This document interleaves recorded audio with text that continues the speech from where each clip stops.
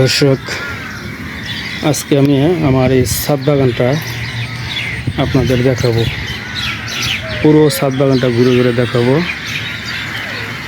এই ছাদ বাগানটাতে এবার আমি সেভাবে যত্ন নিতে পারিনি, কোনো একটা কারণবশত ছাদে খুব একটা আশা পড়ে নাই, যার কারণে বাগানটার আমি এবার পুরোপুরি যত্ন নিতে পারি নাই। তো যার কারণে গাছগুলো একটু ফ্যাকাশে আকার ধারণ করছে। এই যে এই কর্নারটা আছে আপনার মেহেদি গাছ, অনেক বড় মেহেদি গাছ, মোটামুটি অনেক মেহেদি পাতাও আছে। এটা হচ্ছে একটা কাগজি লেবু এবং এটা একটা পেয়ারা গাছ। আর এই যে আম গাছটা দেখতে পাচ্ছেন, এটা হচ্ছে আম্রপালি গাছ। এই গাছটা আম প্রচুর পরিমাণে মিষ্টি হয়।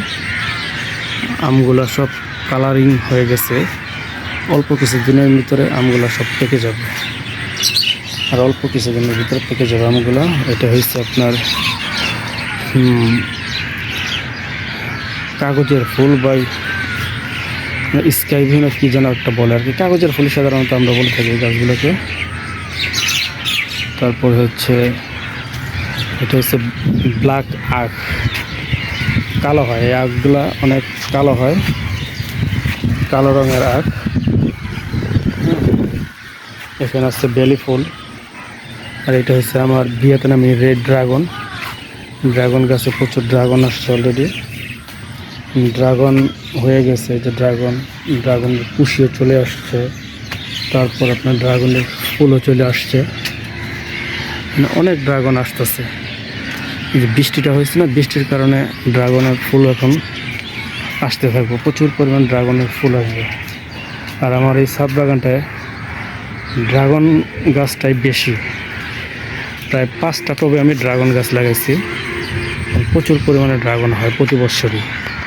এবারও মোটামুটি হয়েছে, যেহেতু যত্ন নিতে পারি নাই, তারপরও মোটামুটি প্রচুর ড্রাগন ফুল আসছে। এই যে এখানে অনেক ফুল আসছে, অনেক, কত ফুল দেখতে পাচ্ছেন।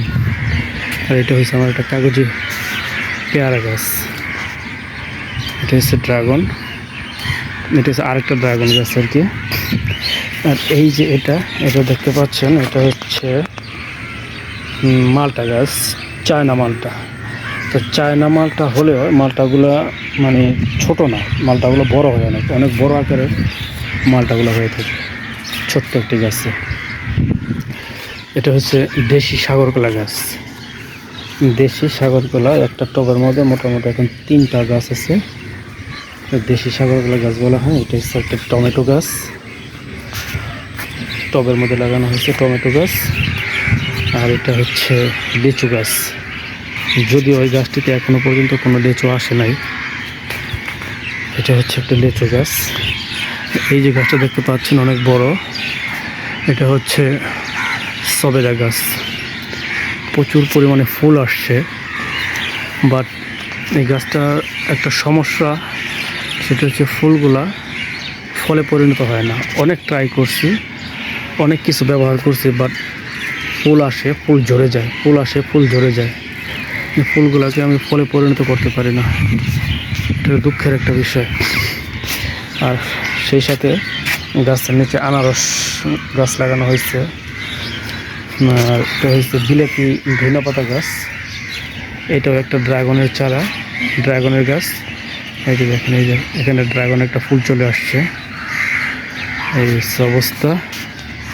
এইটাও আর একটা ড্রাগন, মানে আমার এই ছাদে ড্রাগনের পরিমাণটাই বেশি। এটা হচ্ছে একটা ডালিম গাছ। আর এই কর্নারে এটা একটা কাগজের ফুল আর কি, গেট ফুল যেটাকে বলে আর কি, পাতার মতো যে লাল ফুলগুলো হয়। এটাও একটা আম গাছ। এটা একটা কাগজি লেবু গাছ।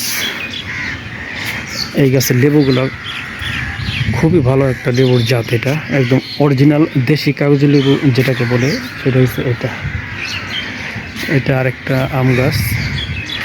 এই গাছটাতে এবার কোনো আম আসে নাই, কারণ আমি আগেই বলছি যে এবার আমি ছাদের কোনো যত্ন নিতে পারি নাই, যার কারণে গাছগুলো থেকে ফুল ফল খুব একটা এবার আসে নাই।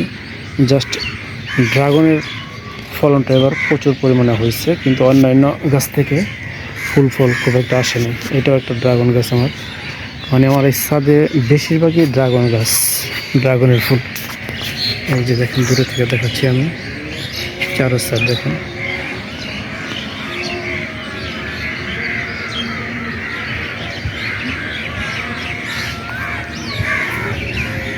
আল্লাহু আকবার, আল্লাহু আকবার।